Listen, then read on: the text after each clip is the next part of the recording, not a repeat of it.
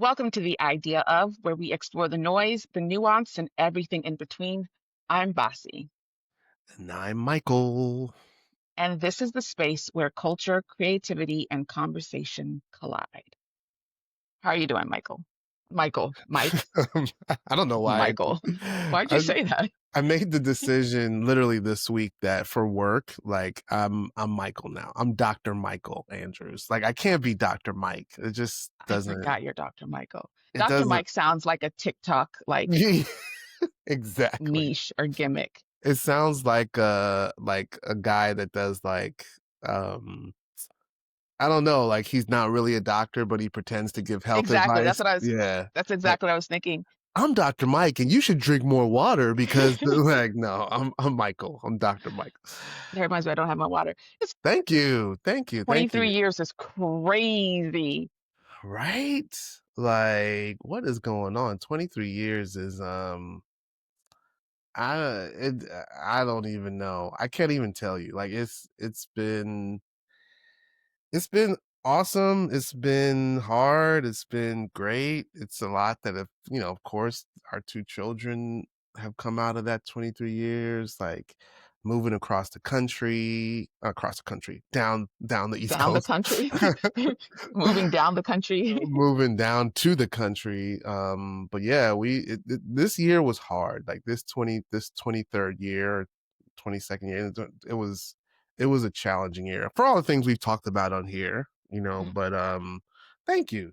We celebrated as best we can having a 13-year-old daughter in the middle of every and anything that we do. Yeah. But nah, it was cool. Thanks. I You appreciate you posted you posted your wedding photos and you guys literally look like what like is there a child groom? You look like that. child bride and groom. Like y'all looked like you were about 13 years old. It was actually weird. I'm not gonna hold you. Yeah, we were young, man. We were 24 and 25, 25 and 26, something like that. But yeah, I mean, we look like babies. We were Yeah, so you were young. babies. Like, and the thing that's crazy is that so many of our friends, like, we were one of like 10 weddings that happened that year.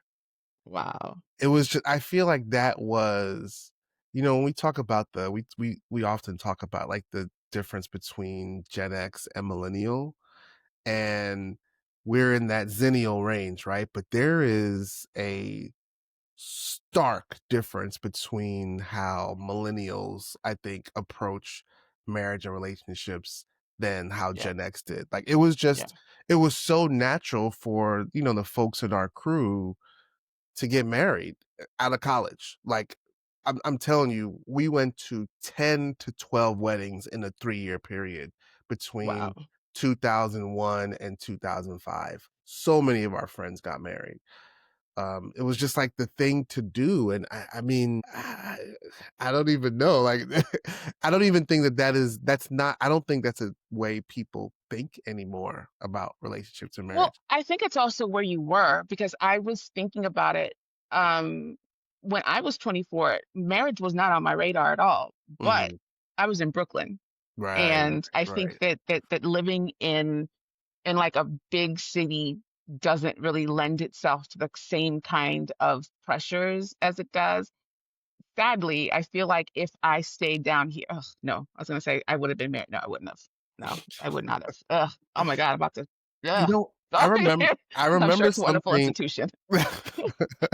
I remember something so well, a specific interaction that I had when we were, young, and we were all married, and a friend of ours that left Virginia and moved to Brooklyn. Her name is Andrea, one of our closest friends. We've known her forever. I'm 99% sure that you and her paths have crossed, just because Probably. like from Virginia, went to Brooklyn. She was definitely in the scene. She's very much like an eclectic personality. Actually, her brother is Gabriel Ben.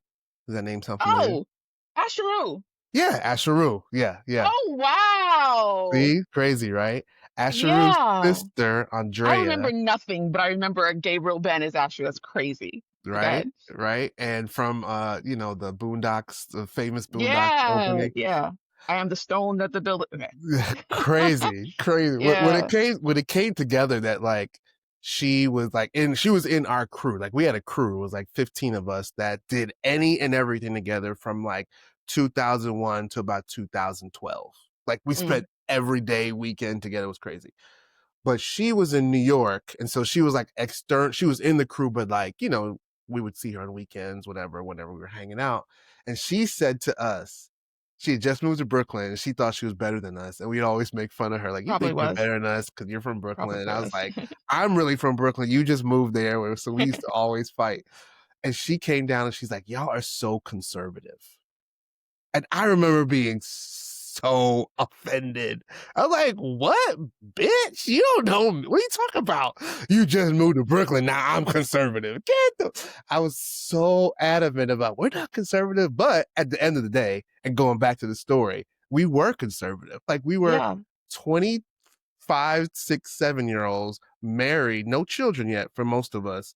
Um, in the South, for the most part, DC, Maryland, Virginia, and just the way that we operated as a crew was very conservative, and I see it now when when there's been so much conversation about conservatism, liberal, who's progressive and not. Like our crew, even though we're young, wild, and free, we're still very conservative in a lot of our actions, going to church and just having very regulated things that we did that we always did, even though we were da da da da, we went Yeah. out, concerts, this and that. It was still very much concerned. But shout out to Andrea. I think she listens every now and again.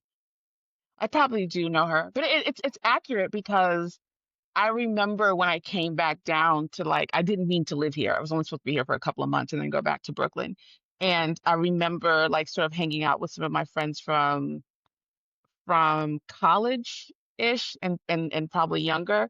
Mhm. And they're just things that I never learned because I didn't need to learn them. I don't know how to get a mortgage. You know what I mean? Because it never crossed my mind that I would Yeah, ever need that. I yeah. didn't there was, and even as an artist, I think it's part living in New York and then also being an artist. There's a lot of things that I just did not know because I Mhm. didn't need to know them. And had I been down here, I would have had more of and it is conservative, but I don't think it's conservative like politically. I think it's conservative like And socially or yes, culturally. socially conservative. That's exactly Yeah. what it is. And I think about it all the time where like we were out in DC. Like we hung out in DC a lot. So we were always like in the streets and in the street is what we called it, right? Oh, But U Street though. right.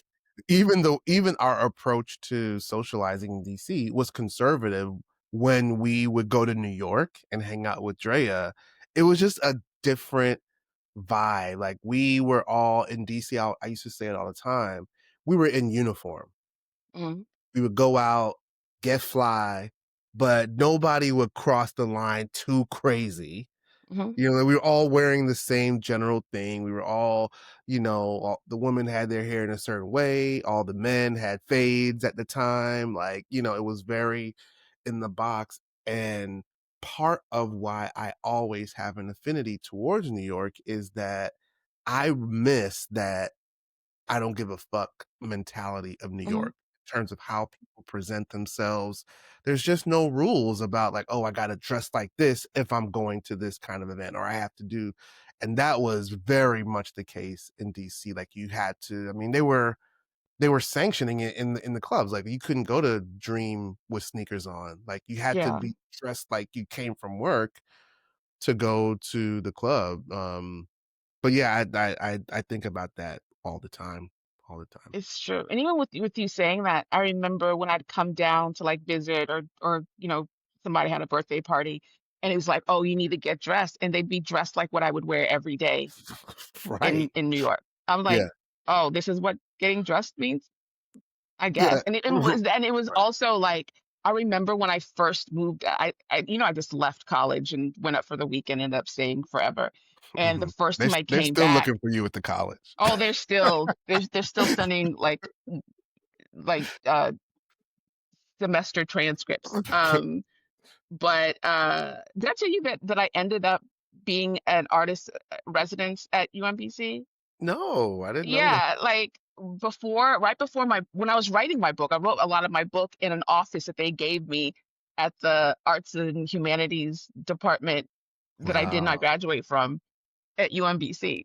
I was like, That's y'all should just give me an honorary degree at this point. I Y'all keep mean, giving me awards. definitely they should. They put me as an alumni, so I ain't graduate. But I remember I was gone for the summer and then I came back, like I guess I gotta like pack clothes and stuff. And I Mhm. remember thinking, God, y'all are country. And it was so weird because I was only gone for a summer, but I was like, y'all dress like Yeah, country bumpkins. yeah. I miss New York. I wish I could go back, but it's different now, so I'm never going back in the same way. Yeah, for sure, and that's what I fought that for a long time, like, being in DC and, like, having a New York mindset and, like, watching it slowly fade away, like, watching Yeah. that New Yorkness, like, really fade away in my heart of hearts. Like, I'm still from Brooklyn, I'm still in New York, but I don't think in reality that I could live that not reckless, but it's definitely a mentality, like, you have to have the gut to be a New Yorker.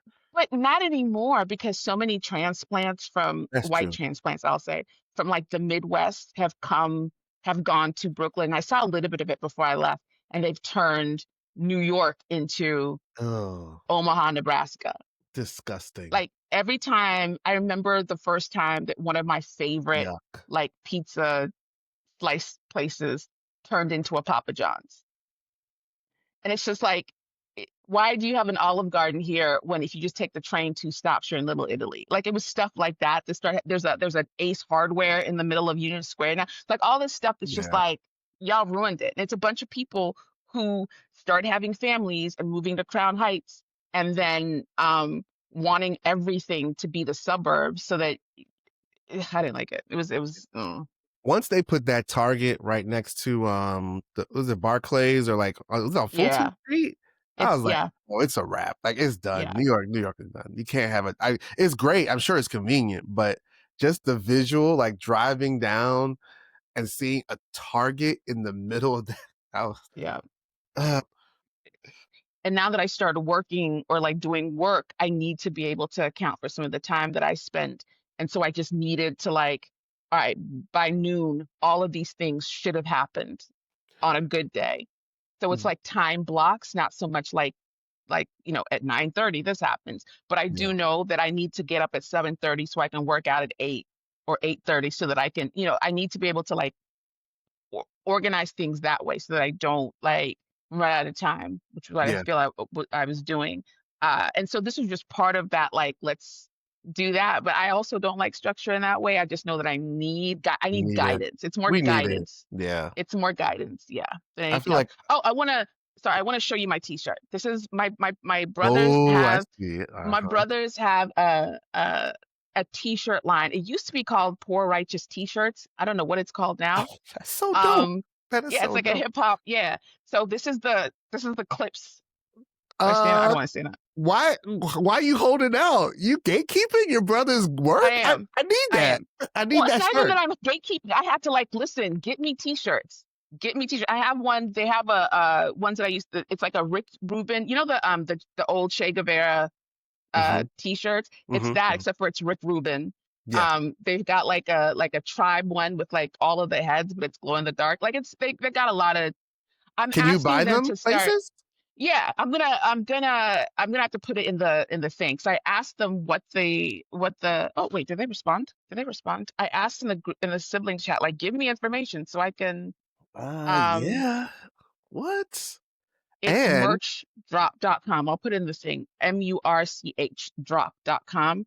And the t-shirt part of it, because they sell a bunch of different things, or they're starting to sell different things, but the t-shirts are Poor Righteous t-shirts, which is just hip hop inspired. And then they also have do you remember Ghost Rider? Did you ever watch that on PBS, the show?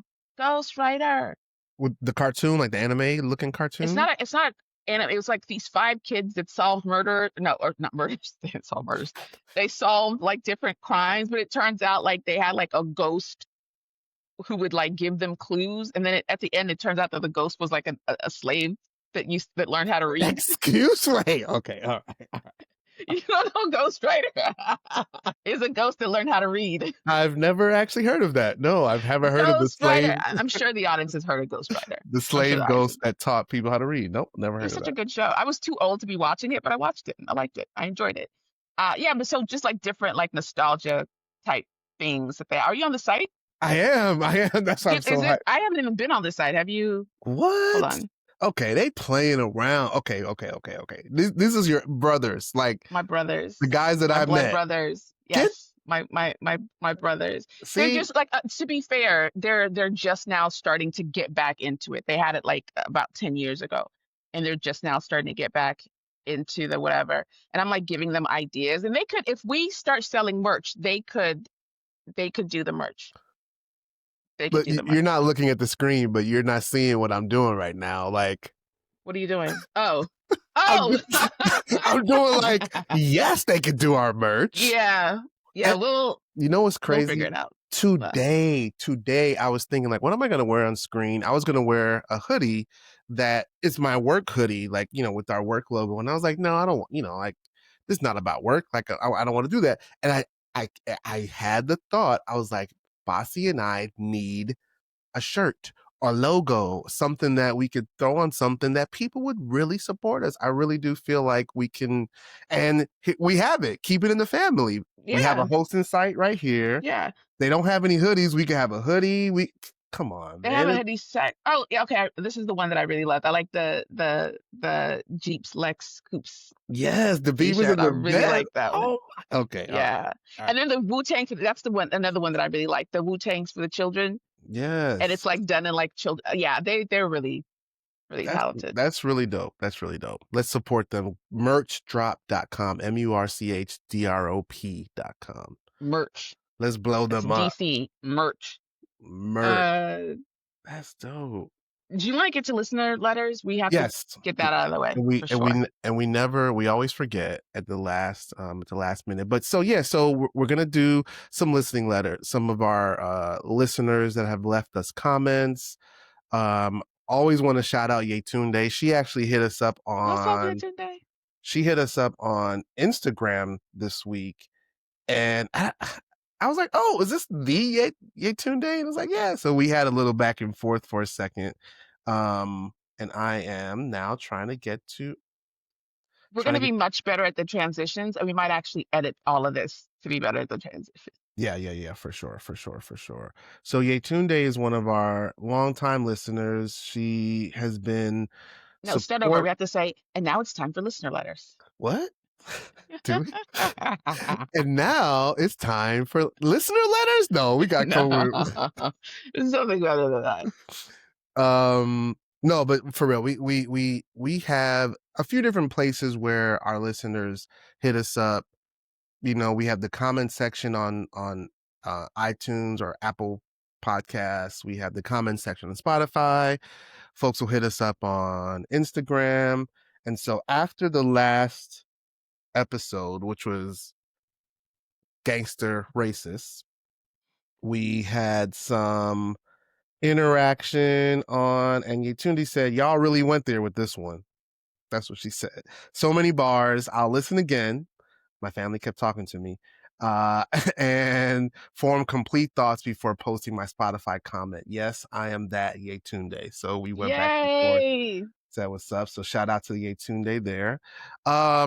We also had for the solo episode that I had about the Fatherhood Manifesto, I got a lot of comments about that from like friends and family, like, whoa, like that's crazy. But Yetunde left a comment there too.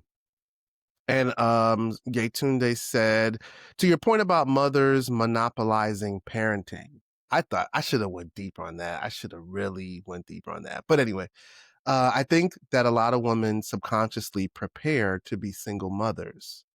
So the point that they take away, to the point that they take away from fathers.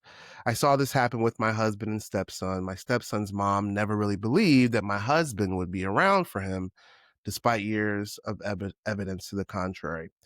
Sadly, she's talking about me, a story that I shared. Sadly, your dad did not realize this in real time. The reason why he doesn't enjoy a better relationship with y'all.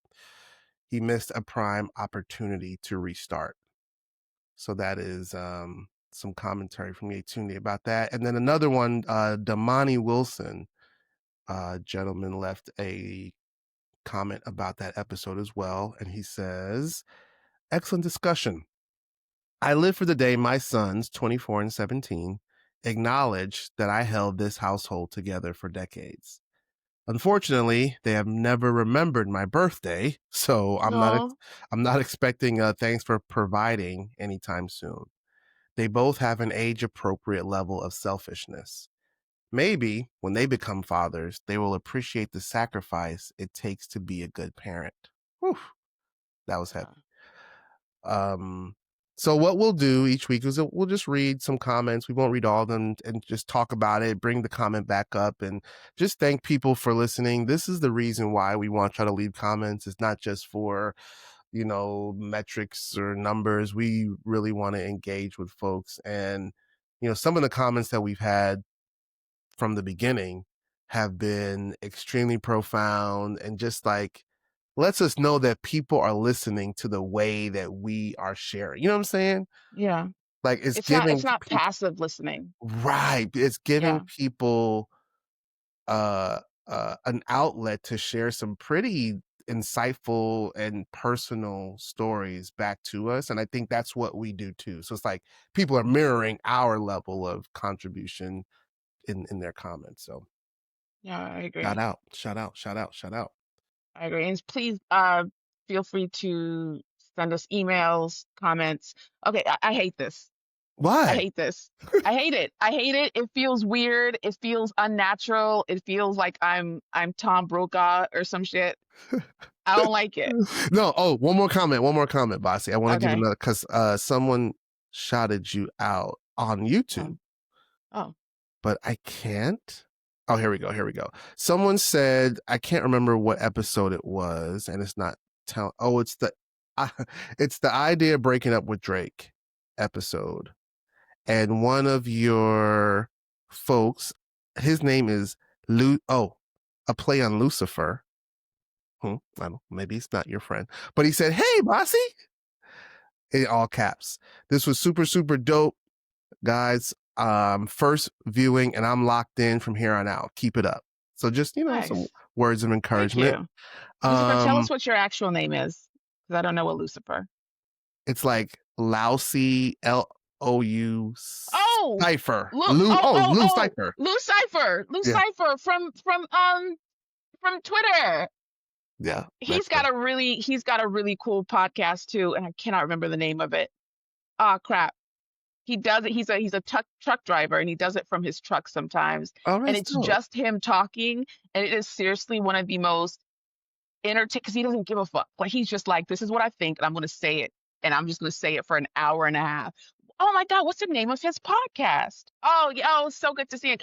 I'm not on Twitter at all anymore, so I don't yeah. get to like interact with a lot of people, and he's one of the best people. Oh, it's gonna kill me not to remember his podcast name. It's gonna kill me. Lou But yeah, he's cipher great. Hey, Lou Cipher. hit us up a few weeks ago. So this is what my reflection about like our comments, right? So we want our audience to grow. And our audience, like the numbers wise, based on what I'm gathering, it's still really hard to fully understand that we have our podcast in so many different places, right? When you produce on Spotify, it sends it out to Apple and iHeartRadio and not YouTube, but iHeartRadio, Pod Alert, like all these different spaces. So all I see are the numbers from Spotify. And what I see on Spotify is like we have a solid like 200 listeners every week. And it also tells you like how long people are engaging, and most people are listening to our entire episode. And that's just like not a thing. Like the most, Yeah. with YouTube or with other formats, like folks listen to like 45 seconds and they keep it moving. So I want us to really think about how do we know how do we grow the numbers of our audience, the people Do we really. know how? What do you mean, do we know how? I feel like Is we it my know fault? how. Is it my fault? No, no, no. No. I feel like we know how. It just takes time, and you gotta, like, constantly engage. We gotta take these clips and do more with our clips. I think Mm, that's really what it is. That just takes a lot of time, and time that we don't necessarily have, but I feel like we're not doing enough. Like, we're not asking people to listen. that's You know what I'm true. saying? We're just, like, putting That's it true. out here, and here it is, and folks find it. I think Yeah. folks find it. People that know us find it. People that know us share with other people, but we're not, like, actively asking folks and giving folks a reason why they should listen to the podcast. You know what I'm saying? And that's just Yeah. I think that's just us as, like, we're really good at the creative part Yeah. and Yeah. just kind of figuring out all the other stuff as time goes on. Yeah. I mean, we've discussed, or you've talked about, like, getting help, and I think that that's definitely up next, because I think that this is really important podcast. Yeah. I mean, there's a lot of podcasts where we're late to the podcast game, but we're late in a way that's like that offers something to the landscape, as opposed to just like it's just more people talking about women be shopping or whatever. And I know we're gonna talk about the ramification of what we talked about last week in our main section, but the response to Charlie Kirk highlighted to me that we are an we are a necessary voice. I don't want, I don't want to have delusions of grandeur here again. But I feel SK. like I was listening. It wasn't even SK, it was Dwayne. Stupid. No, I'm It's playing. another one that's on my list then. I just realized that, like, a lot of my favorite podcasts really did a shitty job in having nuanced conversation about everything, like, from what happened before, during, and after everything with Charlie Kirk. No one's talking about it. And it's such an important thing that, Cardi's album came out and everybody's like, "Oh, let's talk about Cardi's album for 4 hours." You know what I'm Yeah, saying? Not the fact that we're losing access to free speech in our face. Like, it's just anyway, that going, like, I hearing those kinds of responses or lack thereof, it just solidifies, like, yeah, we need to keep going. Like, we need to yeah, keep doing this. We need to keep, doing what we do. I think it's really important. agreed. Yeah. Agreed. Did you watch any of the Charlie Kirk Memorial? I literally, whatever was on my timeline, I didn't see anything on TV. And I would literally watch about 5 seconds of the clips on my feed as I was scrolling. And I couldn't do it. I didn't watch any of it, but I couldn't do it. a TikTok showed up on my For You page yesterday where it started off, and I would have kept scrolling. It was this white guy who started off playing. Do you remember Stephen? No, it was Richard something. He was like a Nazi, a neo-Nazi from a couple of years ago who used to wear suits. I don't know if that he got punched in the face. I can't remember his last name, Richard something. And he was supposed to be like the new face of it's when like white supremacy rebranded and neo-Nazis rebranded as the Mhm. alt-right. Yeah. Because before skinheads were like skinheads and they had a certain look. And Yeah. then he started making it more palatable where they had suits on and they, like a Mhm. whole thing. Mhm. And I'd forgotten about him, but he was the first incarnation of what it is that we're seeing now, Mhm. and he was giving this speech that was very white people are something like white people, we are the constructors, we build things, civilization moved forward because of us, and just like the regular like white supremacist rhetoric. And Mhm. it was very, they said something like victory is ours or something, which is like the English translation of Sieg Heil, which is Heil Hitler and all that stuff. And I didn't know any of this. So I was like, oh, this is interesting. And I was watching because I'd forgotten about him. So watching him, I was like, oh, this is that guy. And so I listened to it. And then this white guy came on. He was like, now listen to this. And it showed a clip of Stephen Miller talking, and he was like basically the same thing. We are the something of civilization. We are this. We are that. Da da da. Like white supremacist rhetoric. And I was like, what the fuck? What is going on? he was speaking at Charlie Kirk's memorial, talking about how great white people are and how we need to get back on or they need to get back to like the greatness and they're not going to we're not going to let them win. They don't understand what they've unleashed, like that whole they thing Mhm. where it's like they're acting like it's a race war, like it's us versus them and they are the ones who are going to prevail. And I was like, oh God, what is this? What are they talking about? And he was like, oh, okay, well, and then he said something like, victory is ours, like the same thing that this white supremacist neo-Nazi had said. And he was like, this is the memorial service for this person they keep telling us wasn't racist. He was just a good Christian man.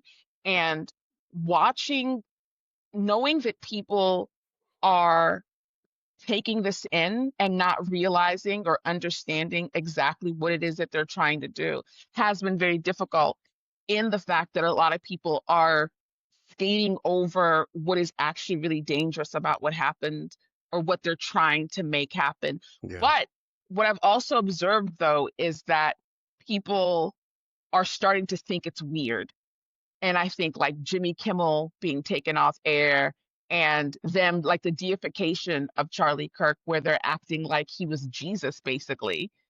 People are like, wait, hold on. At first we thought, oh, it's a good man, da da da da, and there's not a really big deal. But now that they're seeing some of these other things, a lot of people are starting to not, maybe not push back, but like get their antennas up. Like this is strange. Like something very, very weird is happening here. Yeah, I can't wrap my head around this one, right? It seems too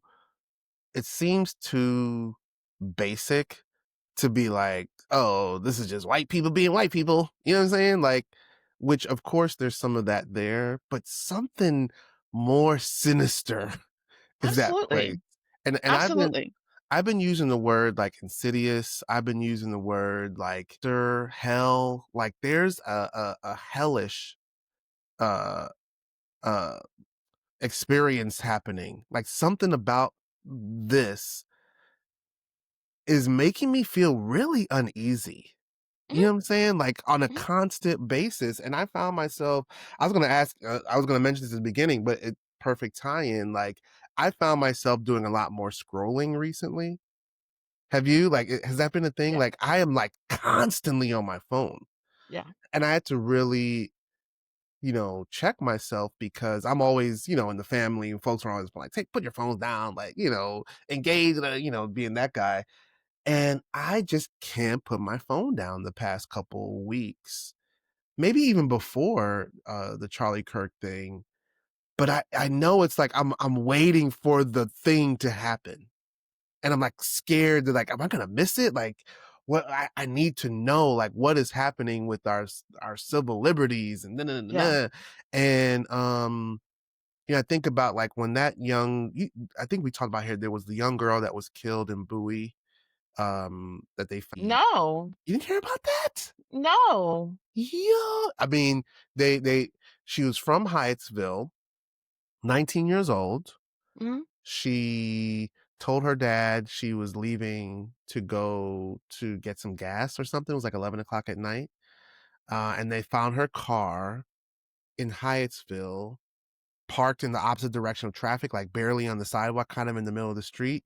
mhm. And maybe 2 weeks later, they found her body on the side of the road on Route 50 in Annapolis, right by exit 197, like right by exit 11, right there. Right. And did some further investigation. And there was a man in Bowie, um, that who was here illegally, right? Mhm. Latinx man, Latino man, that they're holding responsible for her murder. There's still a lot of speculation around what Wow. happened, and for a little bit of time, they were saying like, "Is there a serial killer in Bowie?" Because there was like 3 young Black women that were killed in and around like Oh. that area. But I'm saying all that I mean, it's a horrible story. I'm saying all that to say, like, I just haven't been able to separate from the news and separate from like what's happening and all of these horrible things that are happening to Black people. Yeah. and to brown people, and the rhetoric is still like these things are happening to us. Mhm. The 2 men that or the 1 man that was found hung to death in Mississippi, you heard Oh about that, God. right? Yeah. Yeah. There was another man, they thought it was 2 black men, but it was a black man and a white man who was, homeless or unhoused, or there was the girl in Bowie, there was another girl in Houston that was a University of Houston student that was found in the bayou, there was just all this shit, and I'm looking at, death, death, death on my timeline, and it's all black people, Yeah. but the entire national narrative is around Charlie Kirk, Yeah. and Yeah. I'm like, how does that happen? Like, how it's just perplexing to me. Well, I think that what I've first of all, do you know how when people are like, "Oh, don't doom scroll, don't pick up your phone and the first thing doom scroll, don't go to bed, doom scroll."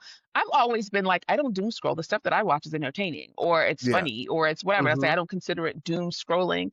But over the last week or so, it has definitely been doom and gloom. And it's the algorithm, so whatever you interact with, and I have been interacting with a lot of doom and gloom. But I think that it made me realize even more so that the Charlie Kirk stuff is an agenda.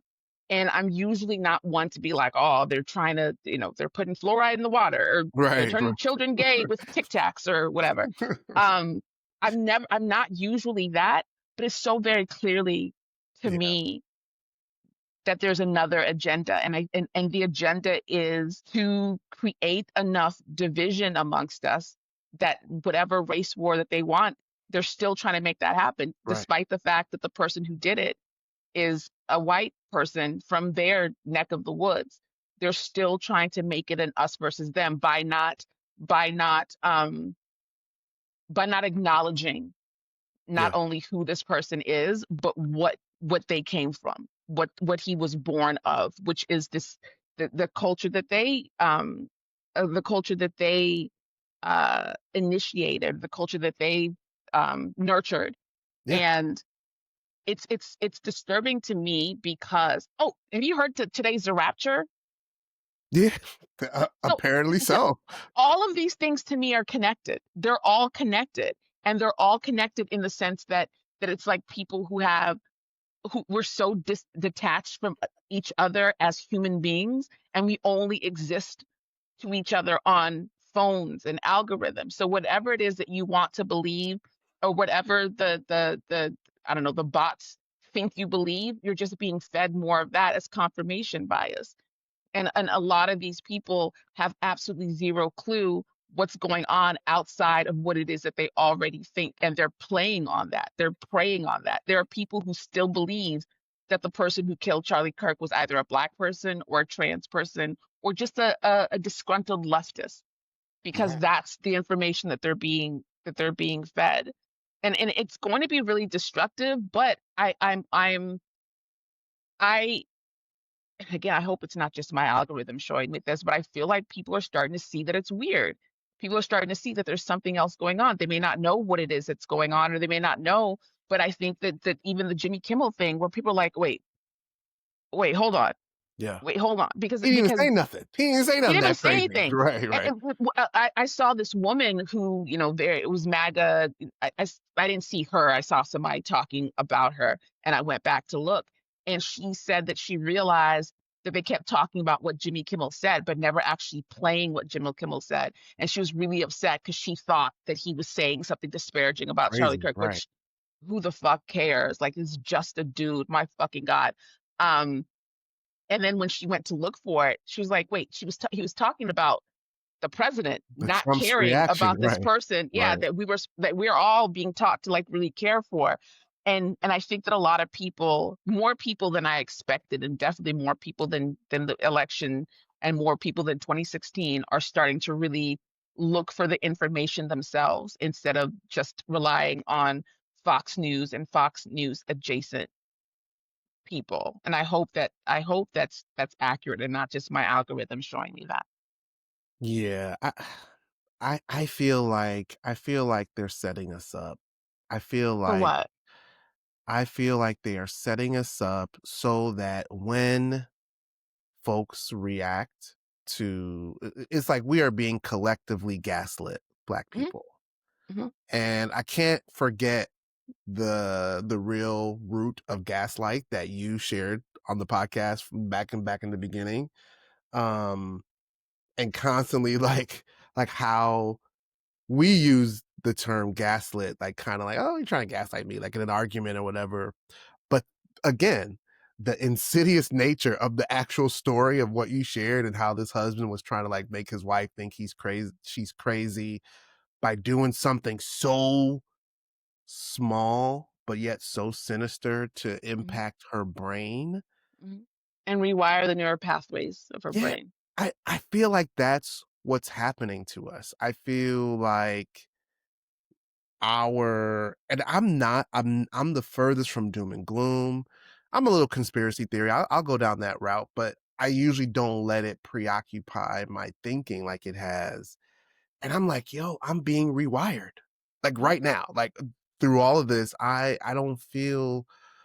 don't feel right. Like I don't in open in spaces out, being in North Carolina, I don't feel right when I go outside and I don't like already I'm one of those folks, like I don't have an issue with white people. Hmm. Like I call out white supremacy, but because of the work that I do in particular, right? I am very adamant about at least trying not to do a lot of times what white people do to Black people. Right. Hmm. I'm intentional about if I see a white person doing something, or even if it's a group of white people, I try not to be like, yo, white people be crazy, because that's how they do Black people, right? Yeah. So I try to always connect these actions to white supremacy culture and Hmm. not white people, even though it might be one and the same. And also, in the last 2 or 3 weeks, it's really hard to separate white supremacy culture from white people Hmm. because I don't see enough white people that I know. I'm not talking about strangers. I don't care about pundits or whatever. Just like the white people, the few white people on my Facebook timeline or my whatever Instagram timeline, I don't see enough of them speaking out. I feel like if there was an assault on the culture and character of Black people, the way demonstrated in the way that it's being demonstrated, I would be like, hey, yo, I don't support none of this. When you think about, I thought about like 2 or 3 different situations when there was like the Me Too movement, where it was like women speaking up about their experiences with sexual assault and men. On some level, I feel like it's a responsibility of men to say, I stand in support of the women in the Me Too movement. On something like Hmm. however you do it, it doesn't have to be in those words, but you have to like say and demonstrate. I don't feel like enough white people are saying like, "Yo, I'm not with that shit." Like, Hmm. hey, I'm white, I get it, but I don't know what these white niggas is doing. You know what I'm saying? And that Yeah. is really starting me to be like, "Yo, I might just have to block all white people from. I'm not talking to white people. Like, I just can't do it right now because I'm not seeing enough uh uh you know enough of them speaking up against what the fuck is happening right now. And these are people that you know personally, that you mean. Some people I know personally, some people I just know like casually through interactions. I don't follow very many like random whites on any platform, but like folks that I know, like folks that I follow a lot of Ellington's former teammates and their parents. um Yeah, all that shit about to stop, bro. Yeah. I don't like it. I don't like Yeah. it. I don't trust them. I don't trust them at all. And I don't even want to live like that. I don't like that. I don't like living like that. But After our podcast yesterday, or not yesterday, last week, I told you I was at Costco. And ever since the election, white people be be showing up places that they never showed up before in my life. I ain't never seen so many white people since November in my life. I swear to God. uh-huh. I've n- I could go weeks without seeing a real life white person ordinarily. Now I see them like daily whenever I go outside. It's like Mhm. y'all feel real comfortable. But I was at Costco and I passed the white people and I remember thinking, did they like, are they crying on the inside because Trump died? And then I was pushing back last week against you saying Pac and Biggie and da da da. I was like, no, I don't think it's like that. But I could see them wearing Charlie Kirk Memorial, like You didn't see the R.I.P. shirts? Charlie Kirk t-shirts. They have shirts? Because I don't know what is real or not. Yeah, I saw it was I thought it was on TikTok. It yeah. was on TikTok. A TikTok creator was talking about like, are these the people that are saying like we shouldn't talk negatively about Charlie Kirk? I don't know if it is, but they had on the Turning Point website, they Oh had God. shirts with like the gun emoji, like the whole the gunshot emoji with blood leaking from it Yeah. on the Turning Point shirt saying like they will not take us down. I was like, yeah, wait, hold on. I feel like I want to go on the site to see if it's real, because if it is, Oh my God. did you see it? No, I need you. Hold on. I'm gonna look. Keep talking because I'm gonna look right now. So it's like, what? I keep on hearing this, this narrative of they, like you mentioned, the left this, and they're not gonna take it away from us. And that's when I say it's a setup, because I feel like they want us to be the people that had something to do with this. And Hmm. then as a result, they will fake Hmm.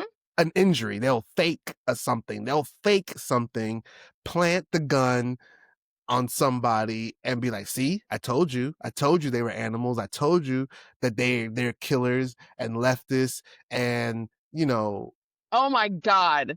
is it there? Make a Make America Charlie Kirk again hats. With the bullet hole and the blood coming down, right? Yeah. There's a t-shirt. The t-shirts that says this is our turning point. Yo, what are we talking about? Oh my God. It's real, right? We are all Charlie Kirk. With the gun with CKs, they have hats that say CK like the Calvin Klein logo. This is our turning point.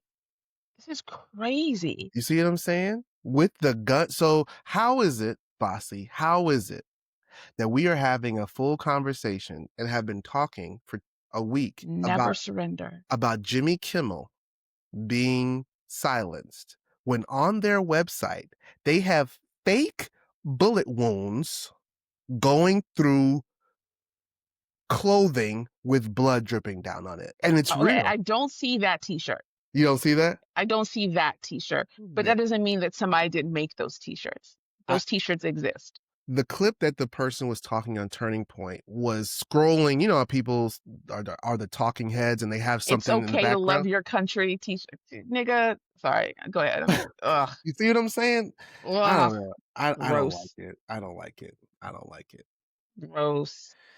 I do not like it. But yeah, I just don't white What I people right have now. noticed though, I've noticed a significant pushback on all, and I'm not trying to equate the two. Let me just be very clear. I'm not trying to inflate or conflate like far right people and far left people, Mhm. but there are extremes that exist, and I'm starting to see a lot of people push back against the extremes.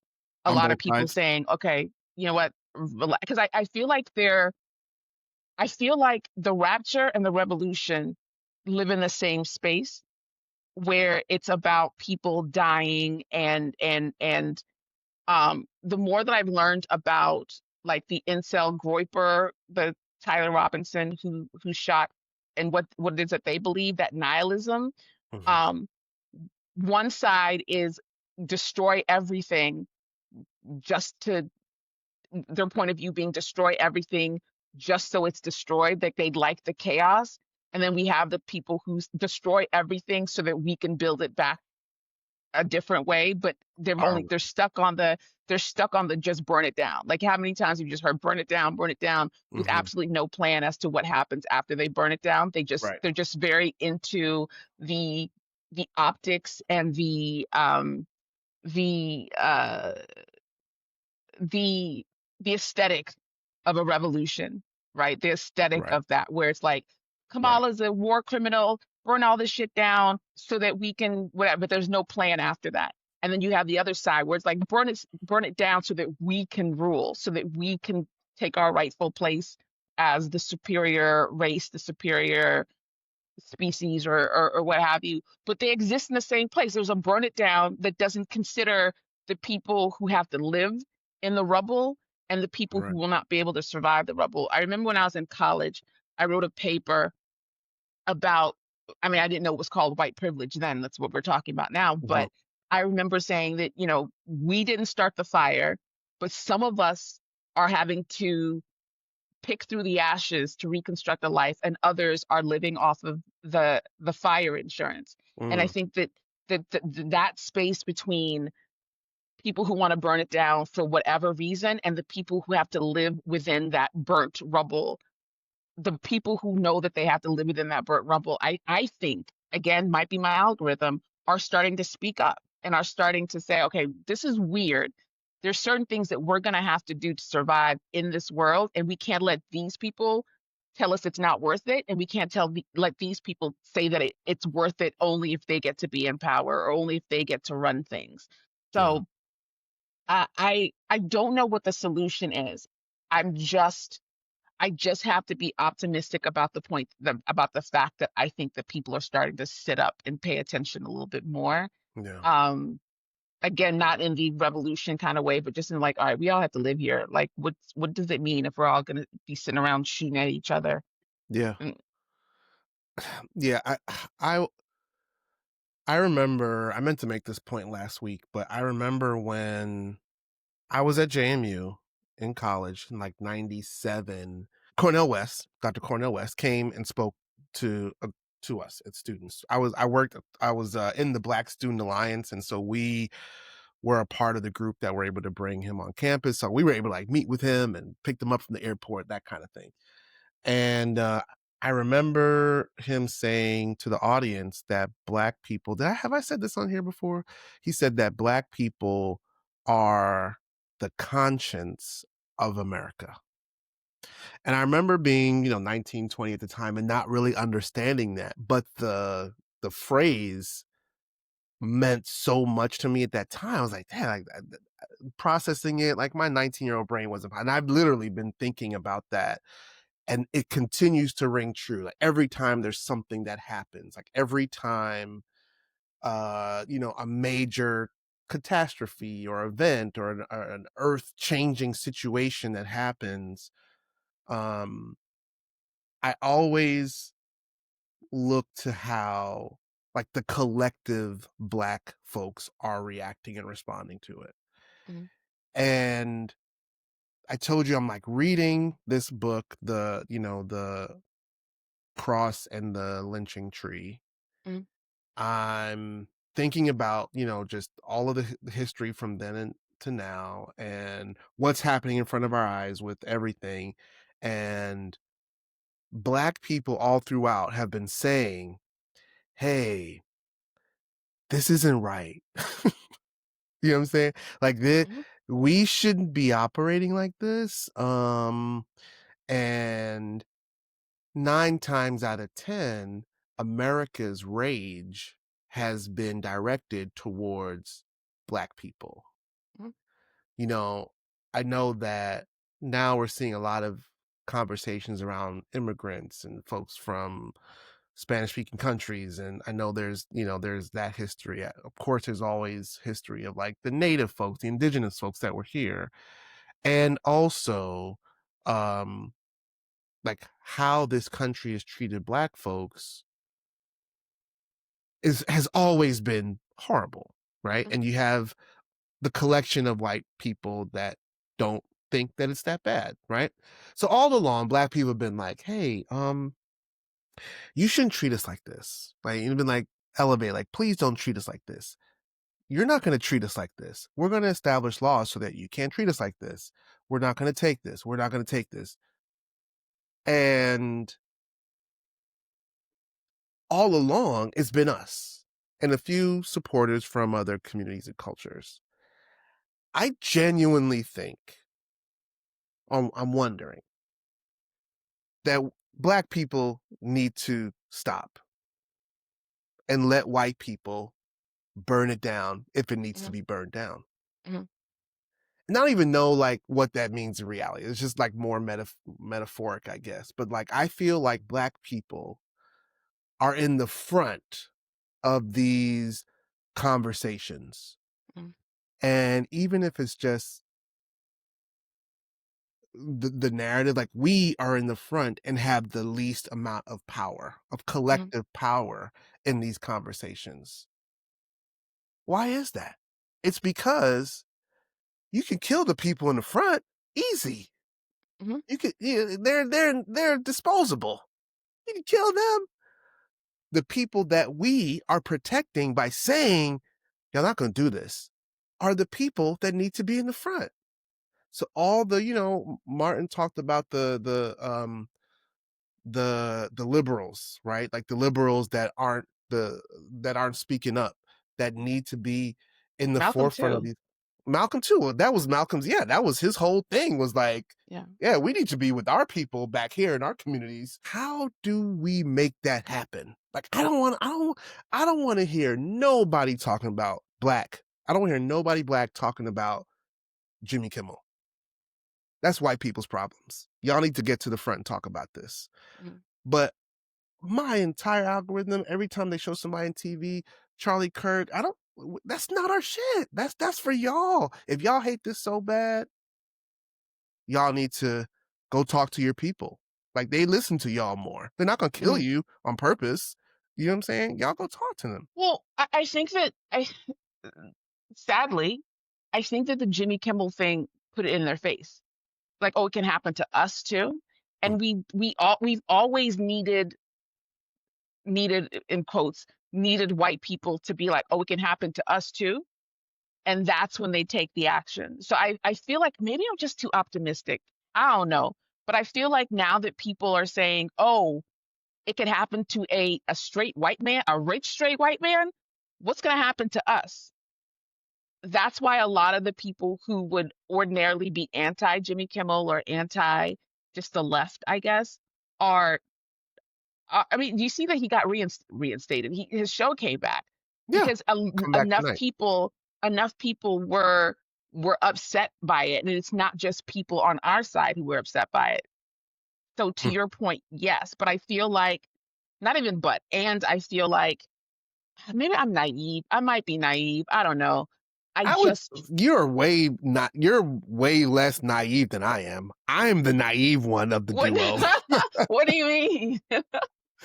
I feel like because I generally depend upon the good nature of people. I do too. But I feel like you do better at like calling out the bullshit. I know the bullshit, I sense it, but I always don't like to uh put a throw my card down on it because Yeah.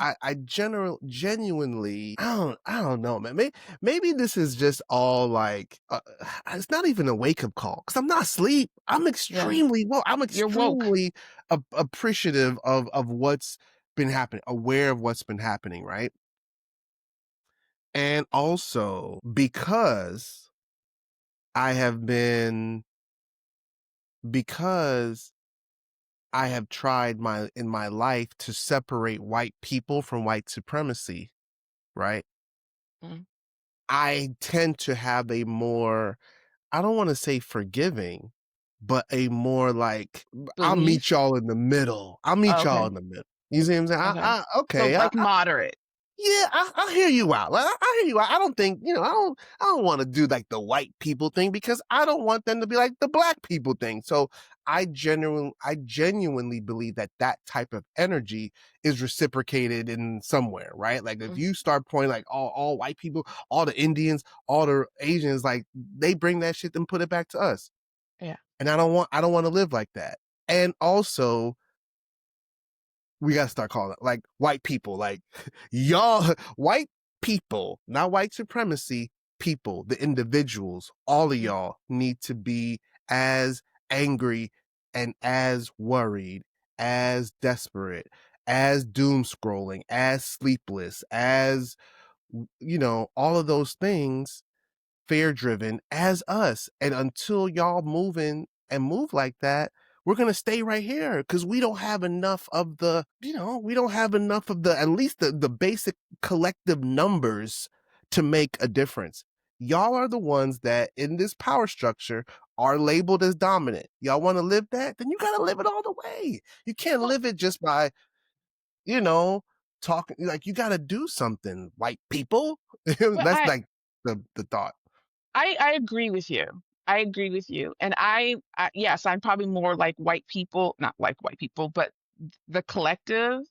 I Hmm. believe the collective benefit from something. Therefore, I'm confident in saying white people as a collective. Individually, I'm not going to say that. Individually, I'm not like it's your responsibility. But my question for you is, in your most, if you could control it, Hmm. if you could control it, what are you asking white people to do? I feel like every white person needs to engage with their politics, with their uh entertainment, in their education, in their communities, as if they are oppressed. Mm, Like, as if they um I don't want to say like black people, but like, I need for them to be more vocal in speaking out, in, taking a stance against the white people that are being highlighted right now, that are being exalted is too much of a word, that are being platformed right now. So, like, as many, if I turn on TV and they're showing Charlie Kirk's funeral, and they're showing Trump, and they're showing, Laura Loomer, and like all these folks, right? I need to see just as many of the white people that say that they're against that speak mm. publicly about it. I want to turn on my social media. I don't want to see your fucking dog. I don't want to see your kids. I don't want to see your house and the pumpkin patch you skip to. I want to see you speaking out, even if you're not at the, downtown at the State Department. Like, I need you to be doing something and being expressively active about how much you hate this shit, So because we know it matters. Like, we know that matters. Like, we know that our social media presence matters in small numbers, right? And we're small, we're tiny, but like, we are a collective experience of the online experience. Like, they created Black Twitter to reflect how impactful Black people are on online spaces.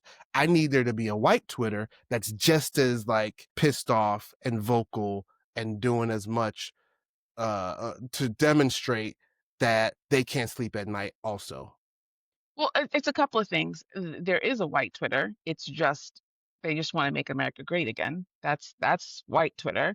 Hmm. Um, but I also think that there is an ineffectiveness that happens because a lot of the more vocal white people are also performative and are also doing Mm. so because of the look of it, the aesthetic of being um of being the revolutionary cosplayers. They're speaking out, but they're Mm. not doing Mhm. so in a way that's effective because they don't really want things to change because their position in life as the good whites changes if there are too many good whites, then what makes them a good white? Like, I get really frustrated and really annoyed by white people who talk about how bad white people are.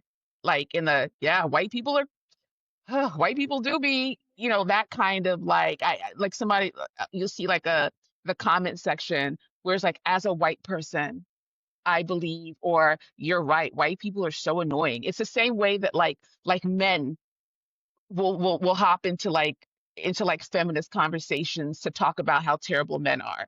Like, Mhm. thanks for Yeah. that, Yeah. thanks for the agreement, but what are you going to do? Like, what's the Right. action? And I want less talking and more action because the opportunity that was given to people to act, they dismissed the act as not important. They dismissed just just go and vote for the right people. That was a conversation about how it doesn't matter, same side of the coin, da da da. So the people who are speaking out, who would speak out, refuse to do the bare minimum to actually do something. Mhm. They've taken on the conversation just to have the conversation, to consistently have the conversation. And I think that after a certain point, I don't care anymore. Mhm. I don't care what you think, and I don't care what you think you need to do. I just need it to be done. Yeah. I don't have as much confidence that that's going to happen because I don't think that white people, until very recently, understand what is at stake truly, because it's not just the marginalized, quote unquote, that are being affected. You're no longer the white savior because you're not the white savior anymore because you don't feel like you need to save yourselves. And I need more of the saving yourselves type of action. I don't think we're going to get that because the people who should be doing it want to make America great again. Mm. That's what I think. Do you really and this is a real question. I'm wondering, like, are there more of the "Make America Great Again" whites than there are of the I don't know, the The progressive normal whites, ones. or I don't know. I don't wanna say normal because there are normal people, normal whites that are in the "Make America Great Again" group. Yeah. The folks that have aligned and that are in the "Make America Great Again" category, right? I feel like we know what we need to know about them, right? They demonstrated, the evangelicals, the super Christians, the conservatives, they've shown us who they are. There is a hidden group of whites, and I think that's the group that, like, they're the progressive whites that we know, like, we know what they stand for, the ones that are vocal. But I feel like there's more of The middle.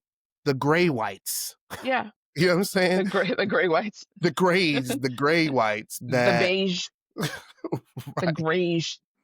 that are complacent, that are just oblivious, but not like intentionally oblivious, just like, Yeah. They just uh, don't know. yeah, they So don't, right. so I agree there's more of those people Mhm. than either side, that middle. um I believe, okay, so the way the word ignorance is used is not like the actual definition. There are Yes. people who just don't know certain things Yeah. and are unaware, which is why I don't believe in the "it's not my job to teach you," because I feel like not even a job, but I feel like as people, the each one teach one. That is, it's for Black people, but it's just in general the way that we're supposed to communicate. There are people I who just don't know things. Yeah. Um, I had a conversation with I can't remember who it was now. Either it's somebody that's attached to E, a white person that's attached to E. So it has to be soccer related. I don't remember who or what. This is like about 2 or 3 years ago. No, longer than that. Longer than that. It was COVID. It was George Floyd time. It was George Mhm. Floyd time. Mhm. Trying to or making them aware of the fact that racism hurts white people, and Yeah. then like the fact that there's so much pollen in the world is because they plant male trees and not female trees, and they don't plant female trees is because um they don't want they don't want it bearing fruit where anybody can just walk down the street and pick fruit, because they needed Black people to not have access to certain food, so they would want to work for like minimum, for like the minimum of wages, because they Mhm. don't have access to food. That hurts white people. The fact that I've never heard Oh that. God, yeah. Let, let Like, me for let real, me I've run down never. let me run down the list of things. So there's pollen, and then there's the lack of fruit. The reason why college tuition is as expensive as is because Black people were starting to have access to college and they wanted to make Yep. it whatever. The reason why we don't have health insurance is because, or like universal health insurance, because some people don't want Black people to have access to universal health service or Mhm. whatever. They are the fact that you need credit for loans. is because they want to make the barrier as difficult for black people as possible. There's all sorts of things that affect white people that they Mhm. are unaware comes from racism because they don't know, Mhm. and they don't know because it's purposely been hidden from them. And then when a black person or somebody tries to educate them, it sounds ridiculous, right? It sounds Mhm. absolutely, oh, we have pollen because of racism. Right, right, right, Really, right. really. Yeah. But they don't know. And even stuff like it's connected but not connected. But even like the whole like white people or black people love chicken and watermelon, and not understanding like historically where that came from. That after the Civil War, black people were selling watermelon and making a living off of that. And so in Yep. order to get that to stop, they start vilifying it and making it into a stereotype. Like, and people like, oh, they just love watermelon. When you hear the story of why it became a negative stereotype, then you're like, holy fuck, like what else is there? I don't think that they know. I don't Yeah. think they understand. I don't think there's so many racist things that exist in our faces that it's impossible for people outside of black people to truly understand just how insidious it is. Do you Yeah. know what I mean? I Yeah. saw, Yeah. did you know that the reason why cartoon characters have white gloves? Because they come from minstrel shows. No, never heard that. Like that is, it, they come from Never heard that. minstrel shows. The Mhm. fact do you remember Marvin the Martian, that Mhm. cartoon? Mhm. Mhm. Blackface. I do remember hearing about the connection specifically of Marvin the Martian to like black like anti-black sentiment of that time. I remember like A his lot of the character in general. Yeah.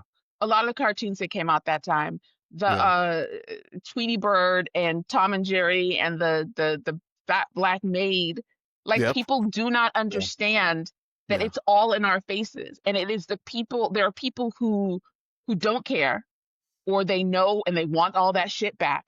There are people who are way too aware, who are too woke, I guess, way too aware. And then there are the people in the middle who have absolutely no idea. Just no And clue. there's a contingent of those people who don't want to know because it would make their heads explode. Yeah. And they'd rather just live in the ignorance, in the Yeah. true definition of I don't know, I don't want to know, I just want to get to work. Yeah. And there are a lot of I just want to get to work whites those are the ones that need to be turned like they're vampires. Yeah. Yeah. I'm with you when it comes to like I do feel that at sometimes I remember the sentiment. This was right around the George Floyd time, or therefore, like shortly thereafter, where Black folks got into this mindset of like, it's not our job to teach you, right? Internet is free, Google is free, all that. And w- I remember being pulled in that direction too, like, nah, I'm not gonna. But I do think on some level that it is the right. There are people that are designed to be teachers, right? Hmm. And not classroom teachers, but there are people that are, and I've always said that it's the creatives, like it's Hmm. through our words that we write, it's through our songs, it's through our music, it's through our art and expression that we are trying to lift up like these veils of ignorance to show the world like this is our experience, right? There's so many interconnections to like the bastardization of hip hop and hip hop culture where those stories like fall on deaf ears, right? Like those stories aren't elevated to the space now that they were 30 years ago. And it's just exhausting, man. It is so frustrating to be watching all of this happen, right? We're seeing all this happen. We're seeing how they're talking about us. We're seeing like the dog whistles from the highest office in the country Hmm. and how it's cascading down. And if somebody says, "Hey, I think this is wrong," that they get in trouble. Like that's the part that is um most frustrating. That Colin Kaepernick was doing the most amazing, beautiful tribute in protest to something that he didn't believe in, that negatively impacted Black people in police brutality by kneeling and showing deference to law enforcement. And they said it was too political, got him removed from from the sport, changed the entire landscape. And then I literally watched on TV this weekend and saw 6 football games do a moment of silence for a Yeah. nigga that was a podcaster. Yeah. But you know who, because my sister used to work for the NFL. Yeah, yeah, yeah. I remember. Yeah. But you know who runs that? Do you know who makes the decision not to hire Cap, and the people who made the decision? It's the owners. The owners. Yeah. It's the owners who are billionaires whose interests lie in making sure that we remain the way that we are. It is Hmm. the owners. It is those people. And they don't get enough heat for it. It's easy to blame an organization that is Yeah. run by those people rather than blaming those people. I don't want Mm, to get into that because I know too yeah. much information about that specifically. Um, but when it going back to, it's not our responsibility to teach, or it's not my job to teach. You know who does take on the responsibility to teach? The alt-right. Do you know who does take the responsibility and the opportunity to get these kids who feel ostracized, who don't know the right language, who don't know, I hate using woke as a pejorative, but it's such a part of our culture now that I Yeah. don't even know, however, who don't know the right words, who don't know the right ideologies, who don't Yeah. know what it is they're supposed to say or not supposed to say, and are cast out of the side that should be teaching them because of these little nitpicky things. Um, and I don't want to say nitpicky, because I do think it's important to protect the most vulnerable of us. Hmm. At the same time, though, I feel like there needs to be room for error, and there needs to be room for that error to be corrected, rather than there's an error, now you don't get to sit with us anymore. Because Hmm. guess who welcomes them in? Guess Yeah. who talks to Yeah. the weird kid in the corner and then grooms them basically into some weirder ass shit, when they could be groomed into another part that is absolutely um more beneficial for society as a whole. I think that purity politics is Mm, what's pushing. Oh God, I sound like y'all know my heart. Purity politics is what's pushing people towards what is actually embracing them. Because at the end of the day, what people want is community. yeah. At the end of the day is what Connection. people want, to be connected, and people want Hmm. to feel as though they're part of something. So if they don't feel like they're part of something over here, they are going to find it someplace else. And I Yeah. know that the rhetoric is, well, I was a lonely kid and I never. Congratulations, you come from a good You family. made it. Right. Right. Like, I don't know what to say. Good job. But Hmm. there are people who have a different experience, and it's those people that need to be pushed towards the other side, rather than let alone to be indoctrinated by these people. Like, Yeah. I know I put on the thing, but like, we talked about David, the kid who, the singer. Oh my God, the, the news about that is Oh. crazy. Oh But yeah. when Oh I yeah. Yeah. found Yeah. out, yeah, but when I found out that he was homeschooled, I was like, oh, well, there you go. Yes, Mm, not all homeschool people are murderers, but there are some people who need to be around other people. They need mm, some friends their age. They need to be around other people, and they need to be around other people in a way that is productive, in a way that is healthy for them. So we I think the way that it's so easy for us to be dismissive of the fact that we need community is also part of that, and part of making sure that middle gray white people don't shift into the red America and the looks maxing parts when it comes to. Am I making sense? Do you know what I no, mean? you're definitely making sense. I mean, I think so many of the points you just made, it's like a culmination of why we started this podcast. Like, Mm, and trying to make some of the non obvious connections to so many aspects of our culture, Mhm, right? Like I feel like we talked about community, one of the first episodes that we had, where we were talking about like how, we've talked about feeling isolated and what that does to us and just how, we feel down and we're trying to make connections. And so, I mean, I think it makes so much sense. And I think that I wonder how much the things that we utilize today, phones, Zoom cameras, that have become a part, become like we can't live without those things, mhm, right? Like we can't live without the things that are probably purposefully keeping us isolated, mhm, right? And so and encouraging it. it's encouraging you to kind of fall deep into that hole to find these loose connections where, you think about that, the other insidious the other insidious connection here is that all of the Charlie Kirk stuff, all of the conversations that have been had, we know that they were purposefully going after college students, Mhm, right? mhm, and high And schoolers, high and school younger, actually. students. Yeah. And when you looked at his funeral and when you see, the people mourning, did you see this is all connected? Did you see the fallout at UNCW, the college where Ellington used to go to school? No. You didn't hear about that? No. Yeah, see this one. This made national news. The school where Ellington went last year, they have, like most schools, they have a spirit rock.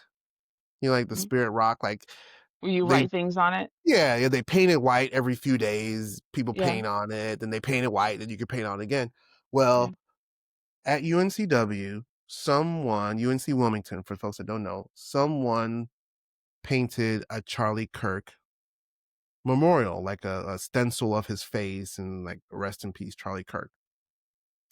Well, another person spray painted over it, dumped paint over it, and it caused like a little mini war on campus.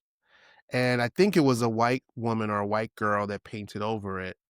And what happened as a result, this is all I'm watching it unfold literally on my Twitter feed, right? Mhm, Because we still get alerts from the school. The president of the university sent a message saying every voice must be heard. We don't tolerate, silencing other people, blah blah blah blah blah. There was some sort of altercation on campus, right?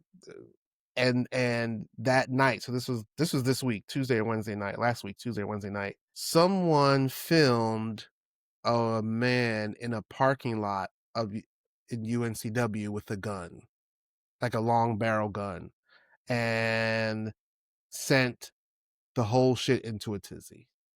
So there was a lockdown on campus. They have videos, police coming on campus. They have video of people being arrested, da, da, da, da, and 90% of it was fake. 90% of the videos, the pictures, it's actually police on campus. They were mhm. responding to fake images or doctored or out of context. Like it wasn't real or it wasn't actually happening on campus, but it was made to believe as it was happening on campus. So there's videos of people reacting to what they thought was a shooter on campus. Wow. And so these are Ellington's friends, right? So this is all happening. We're thinking it's happening in real time. Like UNCW's on lockdown. We're getting Twitter alerts. Shit. So I text Ellington. He's at practice. I was like, yo, you need to call your friends. Like something's going down at UNCW. He sees our message, calls back, like, oh my God, Dad, they're sheltering in place. Like something's happening. Nah, nah, nah. Long story less long, 80% of it was made up.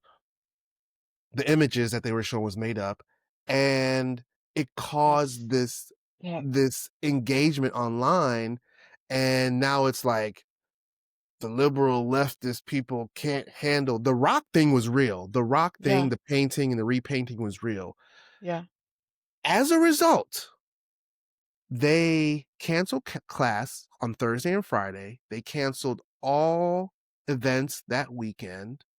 And there was a report that there was a militia of a local white supremacist group that was coming to campus to kill 15 people.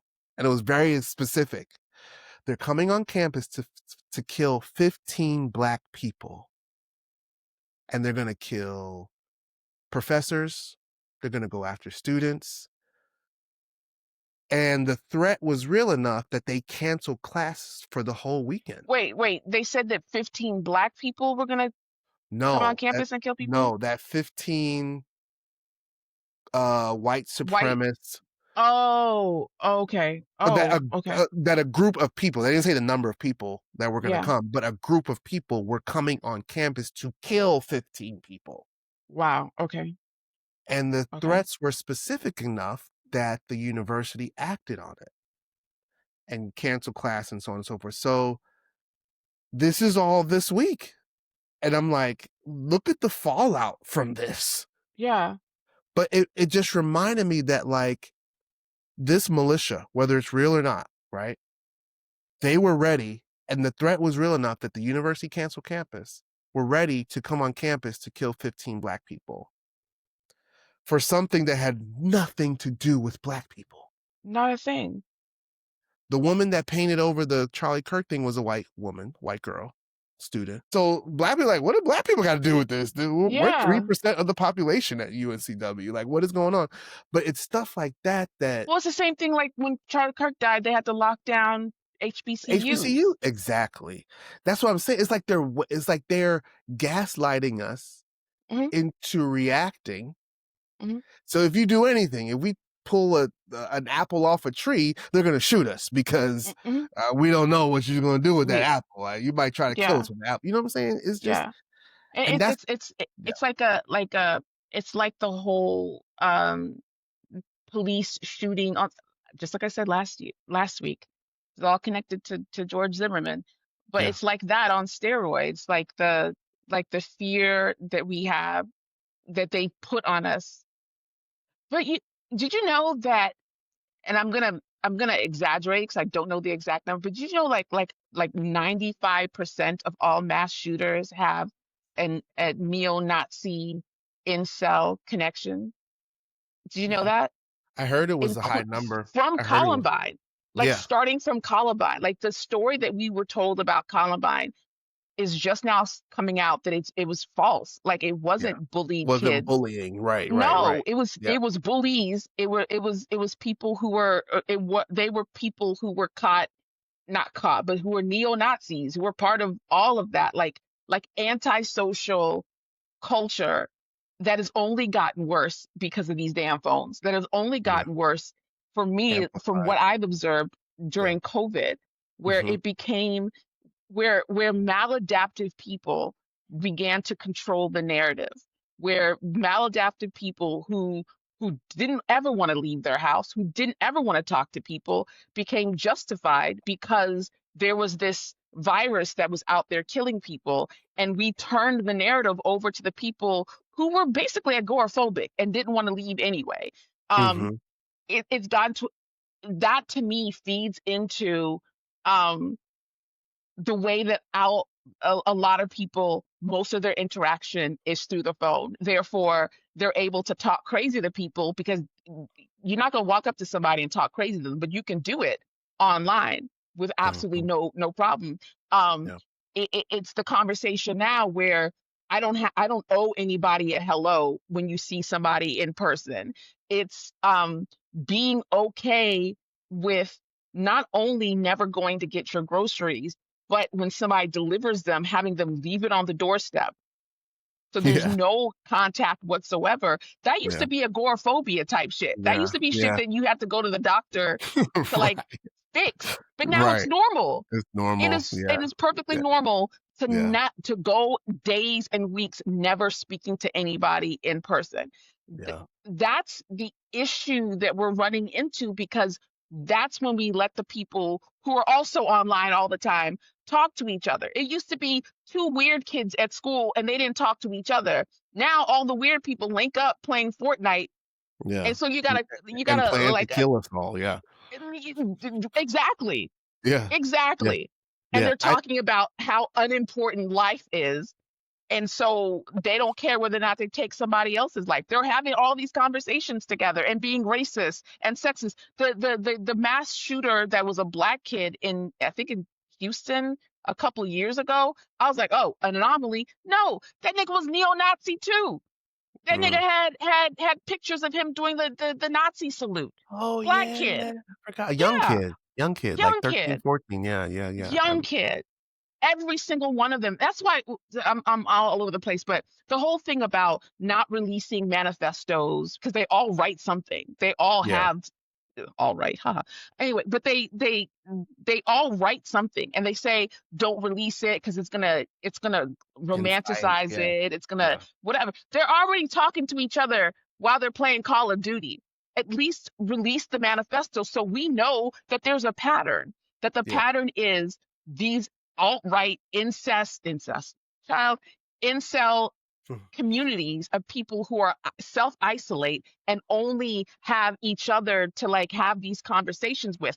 Talk about it so that when somebody sees their child only talking to people via Xbox, you're Yeah, alerted to something. Like give us some, but going back to what you're saying, I feel like they don't do that because they want to be able to control the narrative. They want to be able to say it's black people or it's leftists or it's that and not these very specific group of people so that yeah. they can kick off some sort of like, oh, now I sound paranoid, but like kick off some sort of race war, kick up some like thing where Straight they up. get to like kill people with impunity. Yeah. No, I think you're absolutely right. And I'm sure you've heard Alawe talk about this. I don't know, like during the COVID days, like when they would be playing online, and some of the I've heard it myself that like when they're in these communities, online communities playing games, and like the folks that will come in like race baiting, and they'll just be like Hmm. screaming nigger, like Yeah. random shit like that. I was like, what is going on? And Ellen's like, yeah, that's just white people Well, doing that shit. Alawi was never allowed to like open up his it's only Oh, like friends. for random, right, He, right, right, yeah, right. never, I never think was. we It's we only friends. stopped it after we were like, okay, this is weird, right? But that's a thing in the online gaming community. Hmm. And I've also like part of what you were saying, like the images. This is a connection that I've made, like just using my eyes, right? Like the mass shooters that they've highlighted that we've seen. If you think about this last guy with Charlie Kirk, the guy from South Carolina that killed the folks in the church, the Hmm. Columbine, like all like they all The Parkdale or Park, yeah, Parkside, Parkland. Parkland shooters, they all look the same. Like they all have a malnourished. Hmm. They don't look like the kids that our friends are kids with, right? Like they Hmm. don't look like healthy. They don't look They don't like go outside. They eat like they subsist on like Cheetos and Roblox. yeah, the kid that I'm just naming the video games that I can remember. and I don't and again like I don't like seeing a few examples of things and saying like all, right? But it's right there in It's our more face. than a few. Yeah, it's It's pattern right there. recognition. Like they look like something. Like they all look the same. Even the little black kid that they found in Houston had that same kind of like gaunt, malnourished, Malnourished. um, baggy t-shirt looking. They're not like very stylish. Their hair is always just hair. It's Hmm. just like hair. It's not. They don't ever have haircuts. The white Yeah, boys like, and so when we see these patterns that are so glaringly obvious, but then when Charlie Kirk is killed, the HBCUs are on lockdown. Like, just say it. You want to kill us. Just say yeah. it. Like, That's what I'm just saying. Yeah, you just want a reason. It's like when you fighting somebody and you just like, why you steal up on him? He ain't do nothing to you. Like you just wanted to yeah, fight. Oh, okay. yeah, Now we understand. You just want to fight. Like yeah, that's how the country is treating black people. You just want to fight. Just just kill us then. Like if that if, you don't have to. We don't have to go through this long drawn out thing. Like just do it. You just want to fight. yeah, You just want to. So why are we rhetorical question on the opposite end of that? Like black folks, like we're the yeah. conscience of America. Like, we're your conscience speaking. We're the one that's saying, like, hey, that's really, really fucked up and racist. You shouldn't treat people like that. And you want to kill us? It's like the in psychology when they say like you got to kill the ego or kill the id or whatever it is. Like, that's what America is trying to do to us collectively. Well, it's they've been blaming black people since the civil rights. I mean, no, since the Civil War. So yeah, Post Civil right. War, when they had Yeah. to like not have slaves anymore, and a lot of states lost like their position in life because Mhm. they weren't working. And they're They still weren't fighting for that right they're now to still this day. mad about Yeah. it. These To this niggas are day. Yeah. still mad about losing the Civil War and Yeah. still mad about black people getting the right to vote because now they're voting for the interest of people that aren't them, Yeah. right? Yeah. So they're losing their standing as all of it is connected because they're losing their standing as white people. They're afraid of being replaced. They're afraid of no they think that the reason why all these like they've convinced these like mediocre regular you were never going to be rich anyway, white people, that the Yeah. reason why they're mediocre and are never going to be rich is because of black It's because people. of us. There, Yeah. you've got people who are upset that affirmative action is creating doctors. You're never going to be a doctor. Sir. You know Right. what I mean? Like Yeah. Yeah. you were never in danger of being a pilot, sir. Like no, a Yeah. black person did not take your role as the head of neurosurgery at Johns Hopkins. Like Right. you were never in the running for that. Right. But they've led them to believe that that is the case. Like the only thing keeping them from being as rich, as successful, as whatever as the white people that they see is black people. They're the reason. Mm. And that's been the conversation. That's why they're so quick to, and this is another thing. This is why they're cowards too. They won't just kill us. They won't just kill us. They need to Yeah. make it seem like it was our fault, like we started it, Yep. because they don't have the balls to do what it is that they need, what it is that they actually want to do. They want somebody to give them a They directive. want they want a reason. Like, just give me a reason. Just give me a Yeah, reason, right? yeah. Man, all of it is exhausting, and I definitely feel myself being rewired a bit, and Mm, it's causing it, in a fucking crazy way. It's causing like the opposite of what leads people to become shooters, right? It's causing me to be more activist minded, but mm, I'm already activist minded, right? Like, I'm already like, power to the people and, black people over everything. But it's causing me to like insert blackness in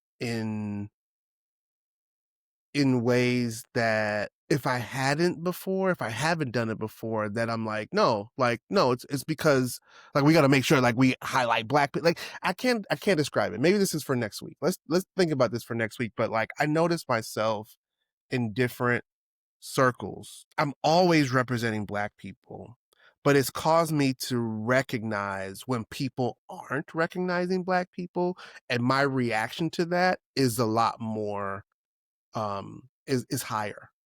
Like mm, my reaction to when I get a sense that someone is racist or someone is, discriminating or biased against black folks, it causes a more severe reaction internally and externally, mm. like unapologetically in a different way. Like it was already there, but I don't know. It makes me want to fight almost. Like it makes me like it makes me so angry that it makes me want to be like I'll steal off on you right now. You know what I'm saying? Like, and I feel it in me. Like it's a different level of acknowledging the racism in the room. It's Yeah, like it's acknowledging it. I'm feeling it, and I'm feeling myself get out of character because you're not just gonna play in my face. You're yeah, not gonna tell me like, oh, it's because of X, Y, and Z. When like, no, you're a racist piece of shit, and I should Yeah. punch you in your shit because you know what I'm saying? Like that's But like that I, that I I I feel see that that. level. And Bossy's back. Oh, One of these nope. days we're gonna have an episode where I do not have technical difficulties. I don't know when that day is gonna be, but let's all cross our fingers and pray for it.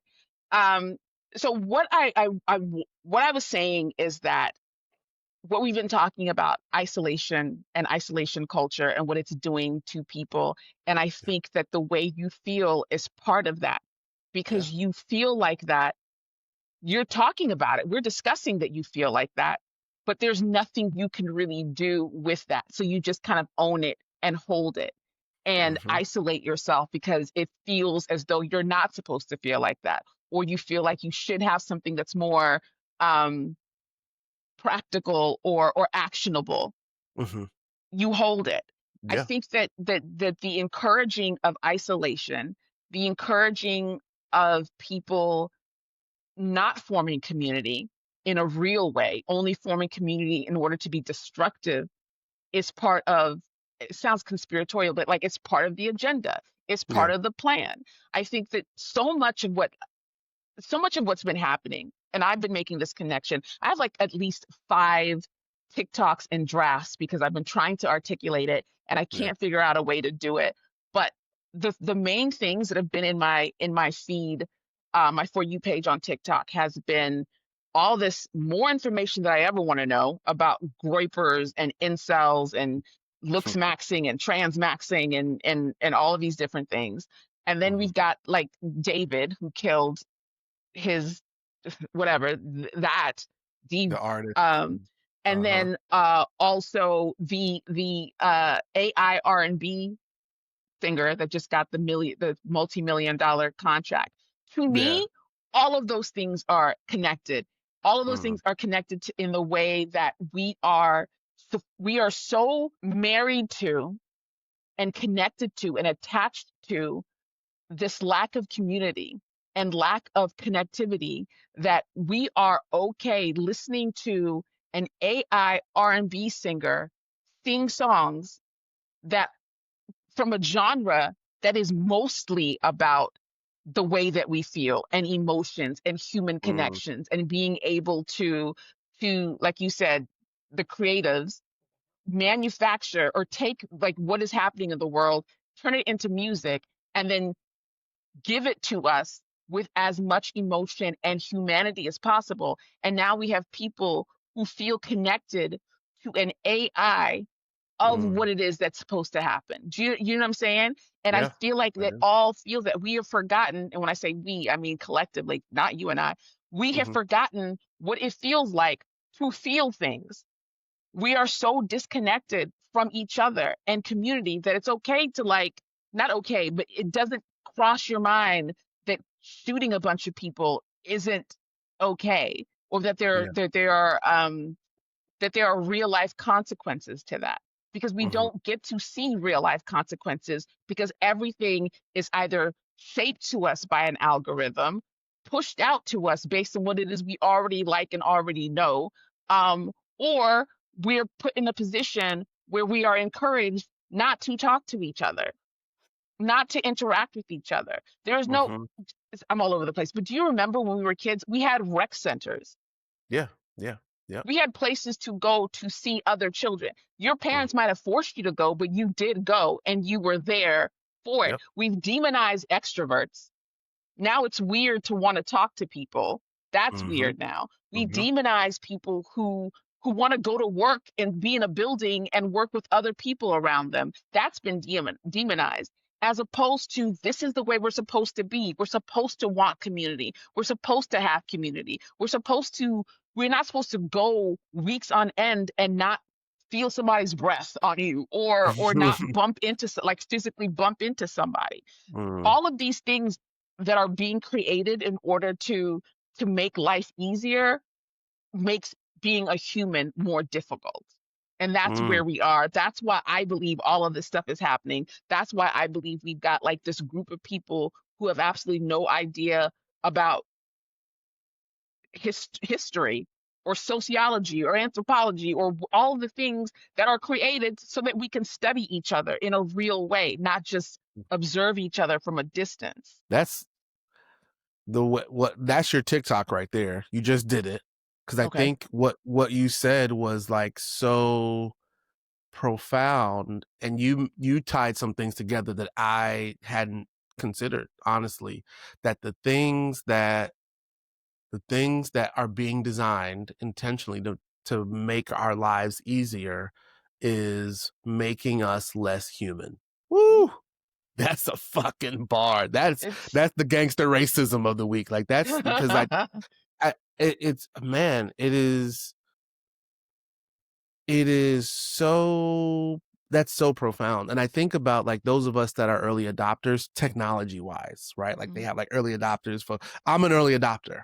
It's Me like too. when a new Me too. technology comes out, I'm like, I need that. I want that, right? And I'm also all about functionality. So even like the things that I buy, bags, pants, like, yeah, that's fire, but does it have enough pockets for my phone? Like I need something right here. I need the belt right here. So it's like if you think about just the design and what's been pushed to us to simplify our lives over the last 20 years, it really is like we talk about artificial intelligence as the bad guy. We always been like Chat GPT, like we got to stop using Chat GPT. But if you how you're describing it, it's like we're all being indoctrinated to be robotic, Mhm.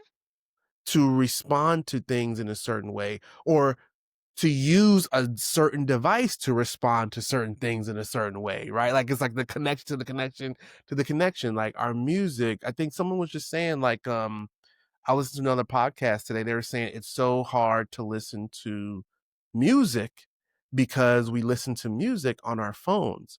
And if Mhm. somebody calls you, if someone texts you, if you get an alert, it stops the music from playing.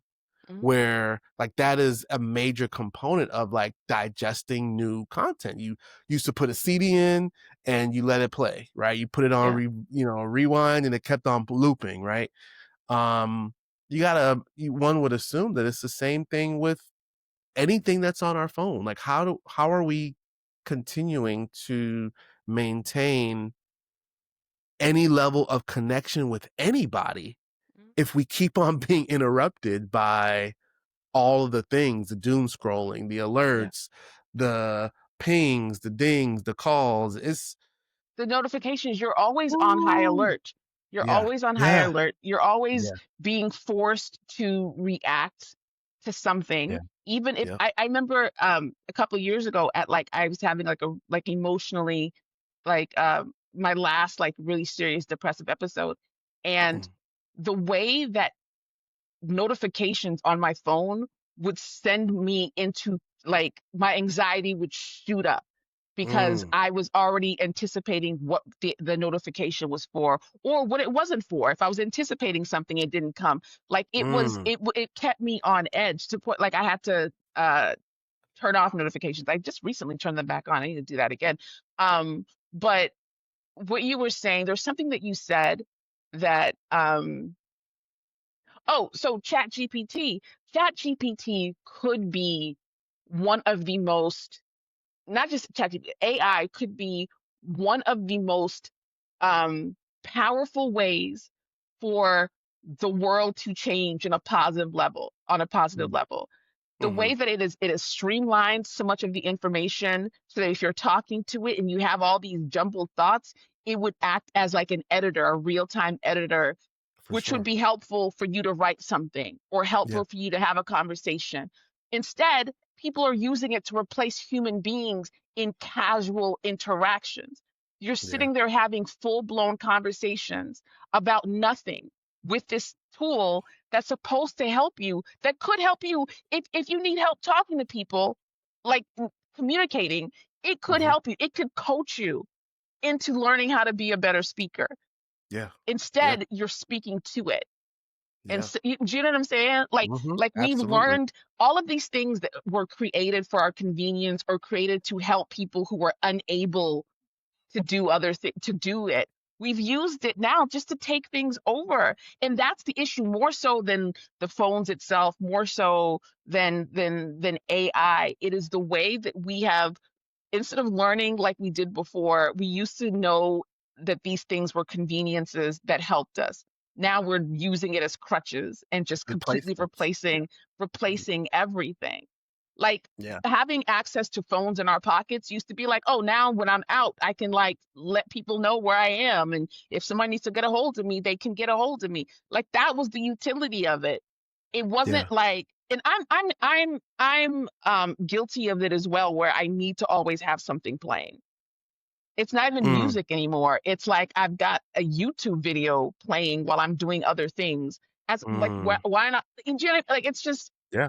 Yeah, I yeah, yeah. think that when when we talk about like what's destroying society, it's never why it's destroying society. And I think the why is more important than the what, because the what can be changed and used in a way that is more meaningful and helpful, and what have, like, so much we talk about people being isolated, but so many people were challenged to connect with each other because of the internet and because of social media.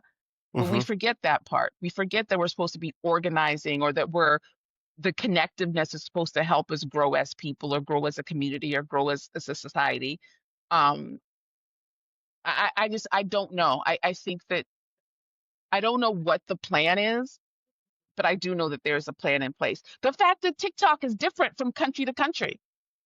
Yeah. My sister Yeah. travels for work a lot, and she's like, TikTok in America is much different than TikTok in the UK, or TikTok in Japan, or Mm, Thailand, or all these different places.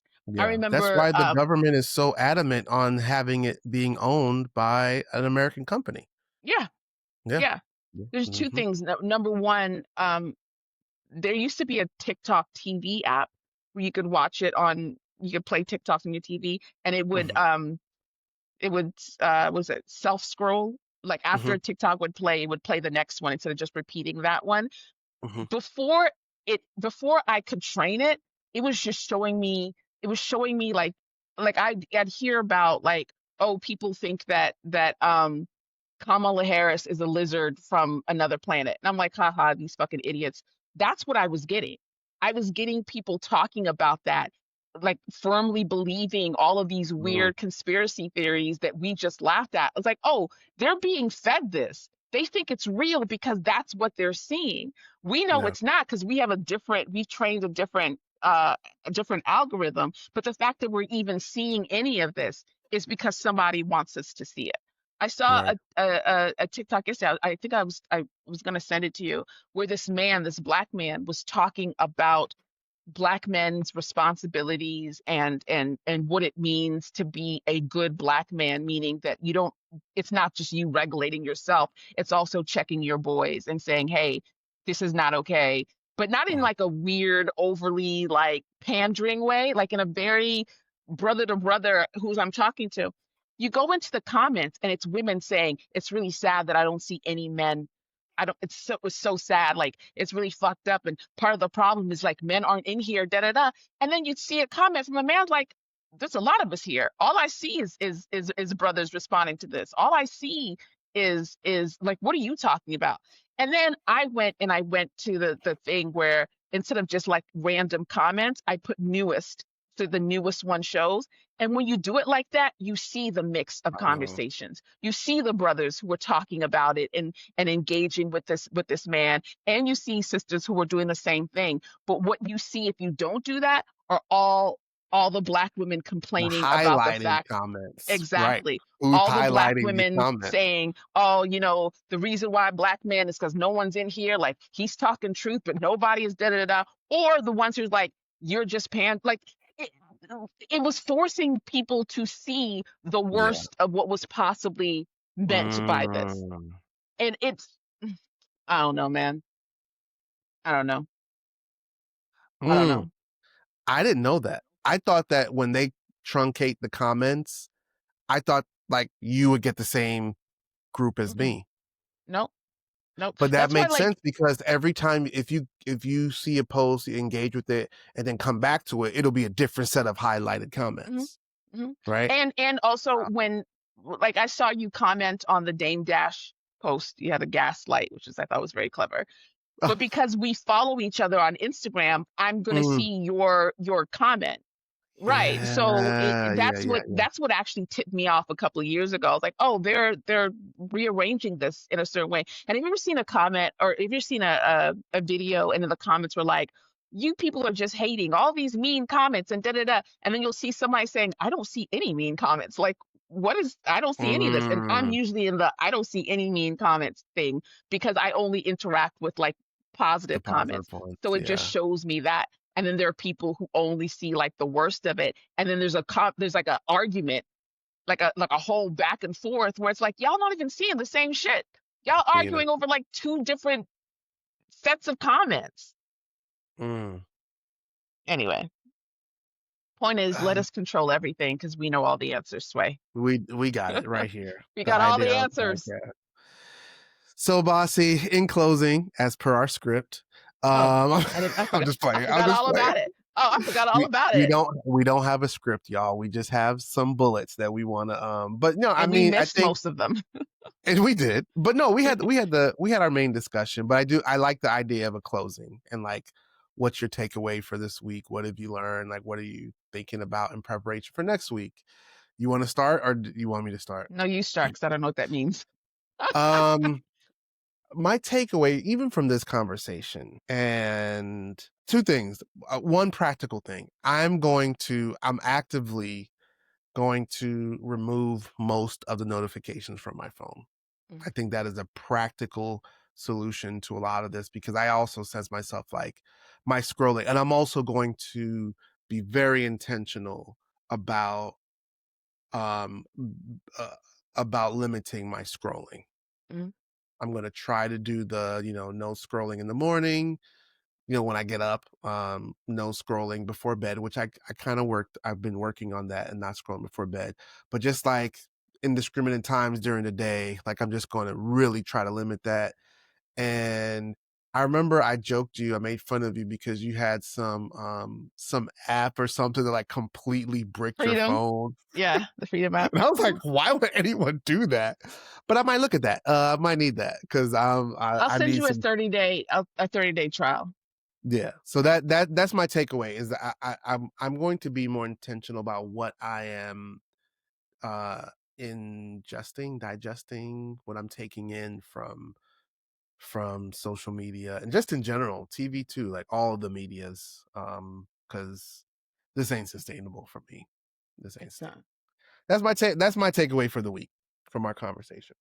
All right. Well, my takeaway is that I really appreciate these weeks.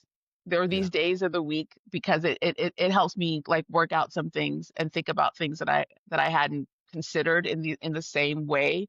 Mhm. Um, and it also I'm also really grateful for it because I would be isolated. I work with myself. I don't, have a lot of conversations. E's gone, so I'm not talking to him all the time. So I really appreciate being able to come here and have these conversations with you and then walk away thinking about a lot more than I would have Yeah. previously. For Yeah. sure, for sure. I really do appreciate these times. It really does impact my week, right? And so to tie it back to what we said at the beginning, we want more people to listen. We want more people to engage with us. Um and if you're listening to this at this point in the episode, you made it.